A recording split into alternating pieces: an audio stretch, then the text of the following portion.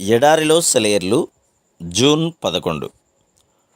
ప్రభు యొక్క దాసుడు అందరి ఎడల సాధువుగాను ఉండవలెను. 2 తిమోతి 2 24 నుండి 26 వచనాలు. దేవుడు మనల్ని లొంగదీసి స్వాధీనపరుచుకొని మనలోని అహంకారాన్ని నరికేసిన తర్వాతే మనకి క్రీస్తు ఆత్మ సంబంధమైన దివ్య దర్శనాలు కలుగుతాయి.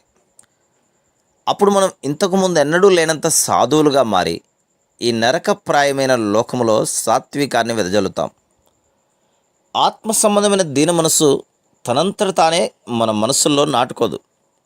మనం తగ్గింపు స్వభావం అంటే ఏమిటో అర్థం చేసుకొని మన ప్రవర్తనలో నమ్రతను అలంకరించుకొని మన తలుపుల్లో దానిని జాగ్రత్తగా పోషించుకుంటూ వస్తే గాని సాత్వికం మన అంతరంగంలో నిలకడగా ఉండదు.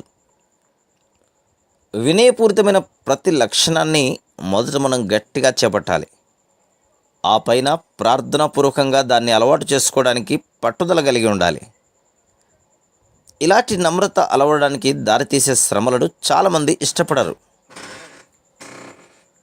మనకి సాత్వికం రావాలంటే ముందుగా మనం చనిపోవాలి. అంటే అహాన్ని నిజంగా విరగ్గొట్టి నలగొట్టేయాలి. అది హృదయాన్ని పిండేసి మనసుని ఆక్రమించుకుంటుంది. ఈ రోజుల్లో మానసికంగాను తార్కికంగాను మనం అలవరుచుకునే పరిశుద్ధతలు కొన్ని ఉన్నాయి. ఇవి కట్టుకథ లాంటివే. ఇది ఎలాంటిదంటే మానసికంగా ఒక అర్పణను బలిపీఠం మీద పెట్టి అది పరిశుద్ధమైపోయిందని లోపల అనుకొని తద్వారా తాను కూడా పరిశుద్ధుడైపోయానని తేల్చుకోవడం లాంటిది. అలాంటి వ్యక్తులు వదరుబోతుల్లాగా తేలిక హృదయాలతో తేలిక మాటలతో దేవుని రహస్య జ్ఞానాల గురించి కబుర్లు చెబుతూ తిరుగుతుంటారు. కానీ హృదయానికి చుట్టుకున్న సహజమైన తాళ్ళు ఇంకా తెగలేదు.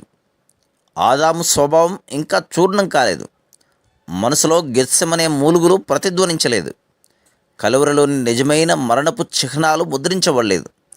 అలాంటి వారిలో తెరిచిన సమాధిలో నుండి హాయిగా మెల్లగా చల్లగా మృదువుగా విజయవంతంగా తీయగా నలుదెసలా వ్యాపిస్తూ తేలివస్తున్న జీవం ఉండదు. Praise the lord.